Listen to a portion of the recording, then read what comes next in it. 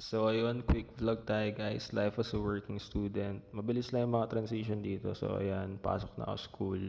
School ko nga pala ay perps. So pasok ako for prelims. Wala na ako na video dyan, yan lang eh. Tapos na agad yung klase, kain muna. So by exercise, basketball muna saglit. Ayan, taong papawis lang. Wala na sa kondisyon.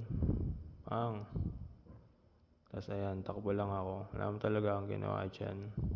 Tapos transition na ulit. Pasok na tayo ng work. Work ko pala is BPO. So, call center. And ayan, transition ulit. Nandiyan na tayo CR ng office. Tapos out na agad. Diyan ako nag-work sa Alabang.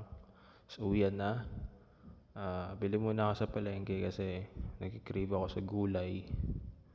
Kaya bumili muna ako. Tapos ayan yung nabili ko. Sabay kung paano tayo uwi, nakamotor. Ayan. Pauwi na tayo guys. Nahiya pa ako mag-video niyan. Sabihin kasi kamote ako eh. So, ayan yung view ng apartment namin. And nakabukod na rin pala ako. Tapos yung aso namin, pangalan niya Hoshi.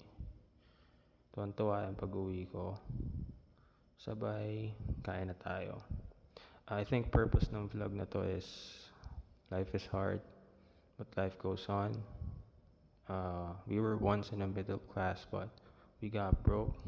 Not blaming anyone, pero, you know, mahirap ang buhay, pero laban lang. Yes,